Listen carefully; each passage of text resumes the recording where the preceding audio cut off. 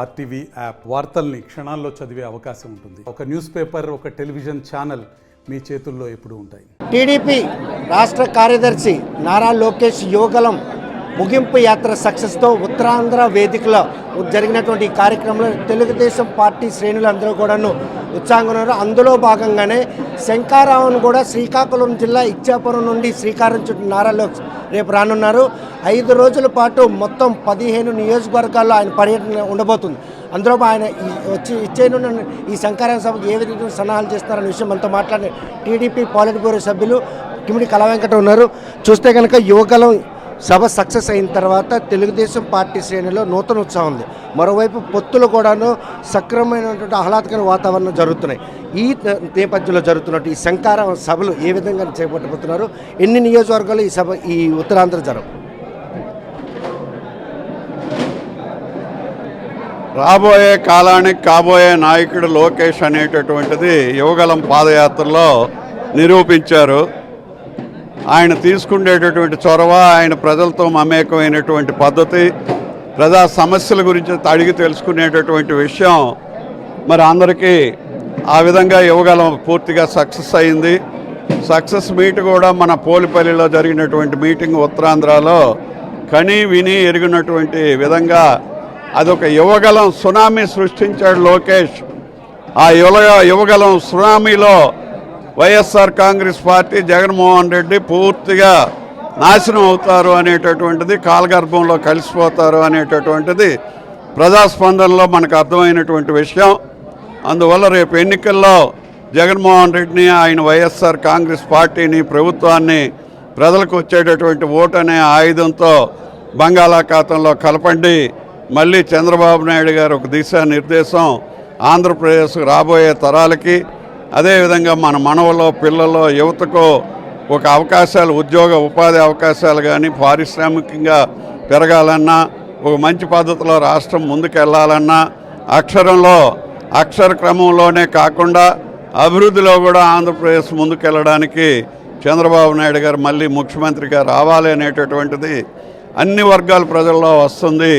దాన్ని సమాయత్తం చేసుకుంటూ మళ్ళీ శంకారావం అనేటటువంటి పేరుతో ఈ మిగిలిపోయినటువంటి ఏవైతే కవర్ కానటువంటి ఉన్నాయో యువగలంలో ఆ కాన్స్టిట్యున్సీలు అన్నింటిలో కూడా ఒక మీటింగు, రోజుకు 3 కాన్స్టిట్యున్సీలు చెప్పున మరి మన ఉత్తరాంధ్రలో మరి ఆ కవర్ కానటువంటి కాన్స్టిట్యున్సీలు అన్నింటినీ రోజుకు 3 చెప్పున పెట్టుకుంటూ వెళ్తున్నారు. హెచ్చర్ల నియోజకవర్గం 15వ తేదీ సాయంకాలం మరి పడుతుంది. కాబట్టి దీన్ని సక్సెస్ చేయడానికి మేము ఈరోజు ఇక్కడ మీట్ పెట్టుకున్నాం. ఏది ఏమైనప్పటికీ రాబోయే కాలంలో కాబోయే నాయకుడు, ఉదయించే సూర్యుడు లోకేష్ ఒక మంచి తురుపు ముక్క పార్టీకి దొరికింది. ఎన్టీ రామారావు గారు పెట్టిన పార్టీకి 15 ఏళ్ళు ముఖ్యమంత్రి, మళ్ళీ 5 ఏళ్ళు కాబోయే ముఖ్యమంత్రి చంద్రబాబు నాయుడు గారు, 15 ఏళ్ళు మరి అపోజిషన్ నాయకుడిగా, 35 ఏళ్ళు రామారావు గారు లేనప్పుడు నడిపేటటువంటి నాయకుడిగా ఈరోజు ప్రజల్లో ఆయనకి పేరుంది. అదేవిధంగా ఈ పార్టీని మరి 40 ఏళ్ళు తీసుకెళ్ళడానికి కావాల్సిన శక్తి, యుక్తి, ఆలోచన, ప్రజలు నడిపించేటటువంటి విధానం లోకేష్ బాబులో కనిపిస్తుంది అనేటటువంటిది అన్ని వర్గాల ప్రజల్లో వచ్చింది. తదనుగుణంగా ఆయన మళ్ళీ మిగిలిపోయిన కాన్స్టిట్యున్సీల్లో ఎన్నికల కోసం సమాయత్తం చేయడానికి ఏదైతే శంకారావాన్ని పూరించారో దానికి అన్ని వర్గాల ప్రజల నుంచి అందరూ ఆహ్వానితులని చెప్పడానికి ఈరోజు ఇక్కడ నియోజకవర్గం జనరల్ బాడీ మీటింగ్ పెట్టుకున్నాం. Thank you. చూస్తే కనుక ఈరోజు జనసేన టీడీపీ పొత్తులు ఒక ఆహ్లాదకరమైన వాతావరణం జరిగాయి. బీజేపీ కూడా ఈ 2 పార్టీలతో పొత్తుకు రేపు ఎన్నికల్లో రావడానికి సముఖత తెలిపింది కొద్దిసేపటి క్రితం. ఈ పరిణామాలు ఏ విధమైనటువంటి రిజల్ట్స్ 2024లో? తెలుగుదేశంకి ఇదేమి కొత్త కాదండి. రామారావు గారు ఉన్నప్పుడు, చంద్రబాబు గారి హయాంలో కూడా మిత్రపక్షాలు అంటూ ఉండే, మిత్రపక్షాలను ఏ విధంగా తీసుకెళ్ళాలి, మిత్రధర్మం ఏ విధంగా పాటించాలి, మిత్రులను మనతో ఏ విధంగా నడిపించాలి అనేటటువంటిది తెలుగుదేశం పార్టీకి కానీ చంద్రబాబు నాయుడు గారికి కొత్త ఏమీ కాదు. ఈరోజు జరిగినటువంటి పరిణామం ఏదైతే ఉందో 2014 కాంబినేషను మళ్ళీ రాబోతుంది అని మీ అందరి ద్వారా వింటున్నాం. అదేవిధంగా పార్టీ సర్కిల్స్లో కూడా మాటలు ఉన్నాయి. ఇదంతా కూడా ఏంటంటే దుష్ట పరిపాలనని, దుశ్శాసన పర్వంలో ఇచ్చినటువంటి అసెంబ్లీలో కూడా ఇదేది కౌరవ సభ అయిపోయింది. ఇలాంటి వాళ్ళందరినీ కూడా పంపించడం కోసం అందరినీ కూడగట్టి దుష్ట పరిపాలన అంతం చేయడానికి చంద్రబాబు నాయుడు గారు చేసే కృషికి పార్టీ ముక్తకంఠంతో ఏకకంఠంతో ఆయనతో పాటు మా పార్టీ అంతా కూడా ఉంది. ఇది అలాంటి మంచి పరిణామాలే. ఫైనల్ నిర్ణయం ఆయన ఏది చేసినా అందరం పార్టీతో పాటు నడుస్తాం. 2 రోజుల వ్యవధిలో జనసేన టీడీపీ అధినేతలు కలిసిన తర్వాత ముఖ్యమంత్రి ఊటావుతున్న ముఖ్యమంత్రి ప్రధానమంత్రి కలవరం ఏ విధంగా తీసుకో బీట్లు ఆరుతున్నాయి, కాలు వణుకుతున్నాయి, ప్రజలు దూరం అవుతున్నారు. మరి అభిజ్ఞాన వర్గాలు, ఇంటెలిజెన్స్ వర్గాలు, వేగుల వారు చెప్తున్నారు. అయినా బయటకు మేకపోతే గాంభీర్యమే తప్ప మేము ఢిల్లీ వెళ్ళాం, అక్కడికి వెళ్ళాం, ఇక్కడికి వెళ్ళాం, మేము ఉన్నాం, మేము సిద్ధంగా ఉన్నాం అని. నువ్వు సిద్ధంగా ఎలాగ ఉంటావయ్యా?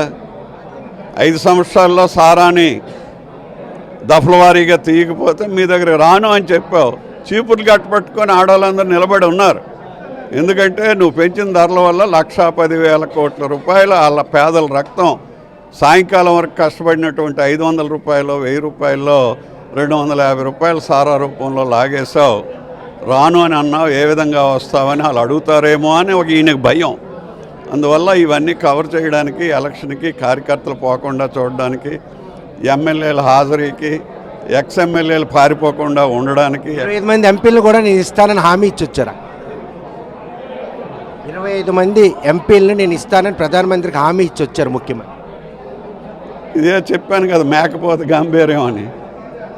ఎవరు అమిత్ షా కూడాను టీడీపీతో మాత్రం ఎక్కడ కూడా పొత్తు విషయంలో వివాదాలు లేవు. కేవలం రాష్ట్ర ప్రయోజనాల కోసం చంద్రబాబు నాయుడు ప్రత్యేక హోదా కోసం ప్రశ్నించే చిన్న సస్పెషలే తప్ప మా మధ్యన పొత్తు చెడిపోలేదు అమిత్ షా స్పష్టం చేశారు. కాబట్టి జనసేన టీడీపీతో పాటు బీజేపీ 2024 ఆంధ్రప్రదేశ్లో ఎలక్షన్కి వెళ్తుందని ఆయన వ్యాఖ్యలు ఒక మంచి పరిణామం అని మనం చెప్పుకోవచ్చు.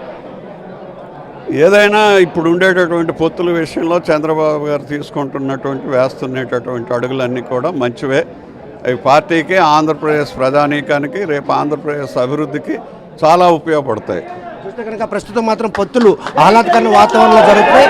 ఇప్పటికే బీజేపీతో పొత్తుతో అంటే జనసేన టీడీపీ పొత్తుల్లో భాగంగా బీజేపీ పార్టీ కూడా ఈరోజు పొత్తులకు రావడం, ఆ వచ్చిన క్రమంలో ఈ ఆహ్లాదకరమైన వాతావరణంలో ఆయన తీసుకున్నటువంటి నిర్ణయం మాత్రం రేపు 2024 ఎన్నికల్లో వైసీపీ రహిత ఆంధ్రప్రదేశ్ నిర్మాణానికి మాత్రం ఈ పరిణామాలన్నీ కూడా దోహదపడతాయని కళా వెంకటరావు స్పష్టం చేస్తున్నారు.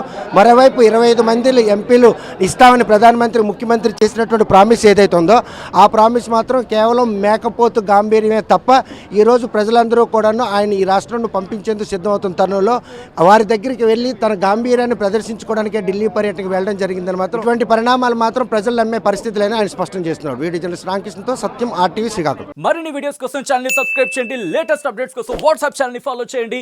అండ్ లింక్ డిస్క్రిప్షన్ లో ఉంది.